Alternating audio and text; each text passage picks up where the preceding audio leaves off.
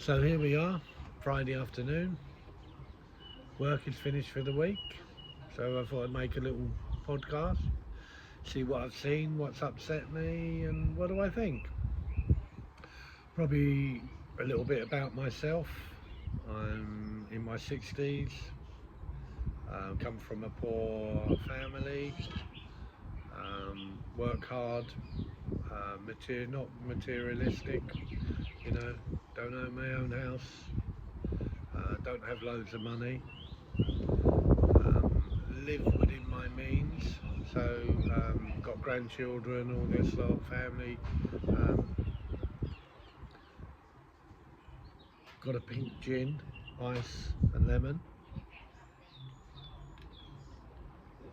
Got a partner.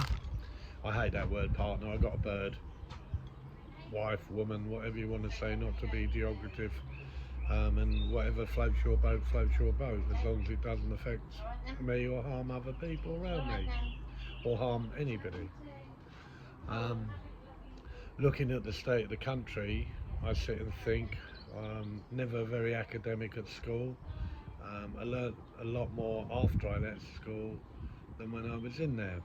Um, I would question the teachers from my school, um, but I think there were a better class of teachers then than we have now. There used to be trips and whatever. And there was a lot that I respected of the teachers, and a lot of teachers I didn't.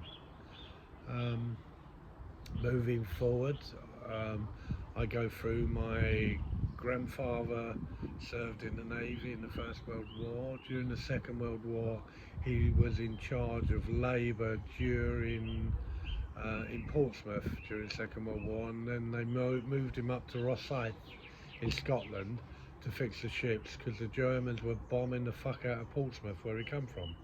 Um, I'm sorry about my language, but I call a spade, and if it offends you, I apologise, but bleep out the words.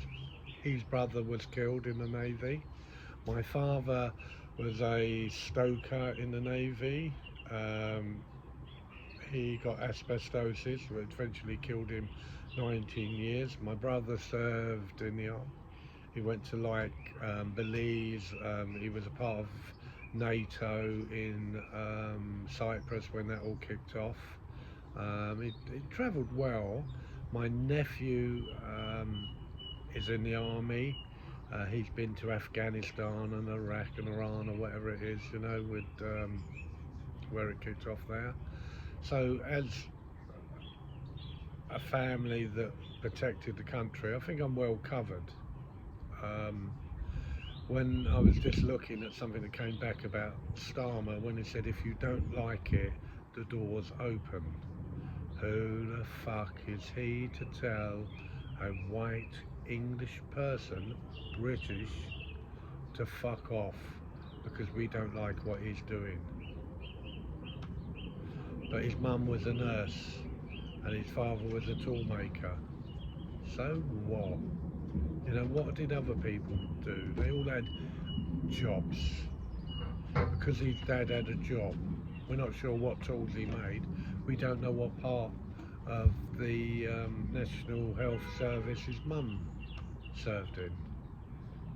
But what I do know is the National Health Service is fucked. And I don't think it's because of shortage of money. I think it's because of waste of money. Everyone's got their hand out. Teachers want to go on strike again because they've got used to the money that they've earned. But the problem is, Starmer's give everyone a pay rise. I said to my missus, she was telling me, well, I haven't had a pay rise yet. I haven't had one. I said, yeah, you have. No, I haven't. I said, you have.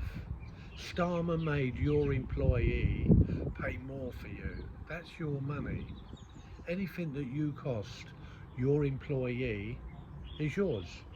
And then the government takes more. And where have they put it? Where are they spending it on? The black hole, you know? Why are people bombing his house? And they're not British people, you know? Why have we got boatloads of people coming into this country? Why are they taking money away from the pensioners? Why are they taking education away. He turned round and I said on another podcast, he's taken money away from education on VAT. And what's happened, a load of people have left private education, gone into state education, and we all know that you can't get into the school that you want to get into your school because you only want to get into a good school. They all should be good.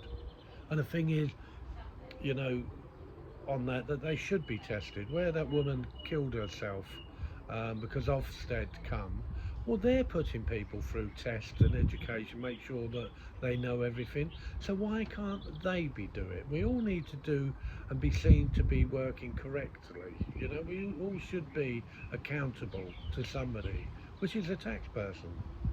You know, if you want to go and see a doctor, you're joking. You've got to do this triage or something.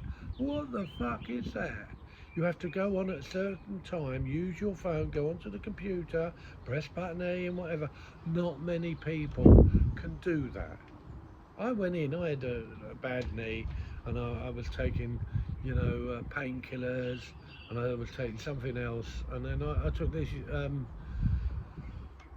yellow tablets. I should know, working in the catering industry, turmeric, and my whole side of the face swelled up. Well, I'm only 5 minutes from the doctor, so I went there. Oh, you have to do a triage. I said, yeah, but my whole face is swollen. Yeah, well, we're closed at the moment, we're at lunch, and you need to do this. Yeah, but doctors are here, I'm here, and I have to go away because there's no one here apart from you telling me that no one can do anything. What's this about? Years ago, you used to go into the doctors, look around. Once everyone had gone in the room that originally came, who was there when you came, you knew you were next. But, you know, everything is bits of paper, computers and whatever, you know. The country's gone to shit. And then you've got Starmer, who never answers a question, diffuses everything, you know. And whatever his name is, Lindsay Hall, who I think he's up to about £1 million, isn't he, on expenses, doubled all the people. All he has to do is sit there and say, order, who's next? And he can't control Parliament. He's about as much use as a pair of knickers on a hedgehog, and it costs us a lot of money. We need to, you know, if you want to do that, I do charity work because I believe to take out a life, you need to put into life. If you ask every one of them motherfuckers, why'd you do it? To make a difference. It ain't for the money. Well, obviously it fucking is, you know. When you look at your holidays and everything, Santa Claus has got more shifts in than you lot. I may be rambling, but it's Friday and the pink gin is helping. But let's, you know, make the country better. I was thinking today, you know, I was working with some Moroccan geezer, agency worker, came in, and we got talking, and we're saying how the country's shit, how everything's going up, and how things we're being lied to and everything. And the prick had the audacity to say, you should sell up and go to Australia. This country's shit. The people are lazy. The English people are lazy. Got my goat right up. I said, we ain't lazy, you know, we work hard, we want to work, and we want to earn a decent living. Ah, what you people like. I said, well, you going on about the British Empire, are you? On the slavery and all this, is this what you're going on about? Yeah. We're going to go to Tunisia. We've earned all the money, now we're going to fuck off with the money we've taken away out of your country. I said, well, you may not like it, young man, but Britain never invaded anywhere. You know, we're a small island. We could take over Africa, too fucking big. We just colonised it. We went in, showed them our culture and everything. I said, if you want to go into slavery, the worst slavery of all came from you people. Morocco, Algiers, Tunisia. I said, when you went through the Barbary pirates, I said they went into England. And they took over from Devon and Cornwall, took loads of people. I said, then they went to America. And then America had the Barbary Wars. Well, they had two wars. The first war they didn't come off too well because they just had a fight with the British and won, but their navy wasn't too good. But after the second time they built their navy, they give them a fucking good hiding. So when these people talk about slave trade, look in your own house, because people never fucking went into Africa to get the slaves. The slaves come out of Africa, and then they took them out of us. Just a little bit of history that will wind you up. But anyway, I'm going to have my pink gin tonic. Have a good weekend. Speak to you later. It's been real.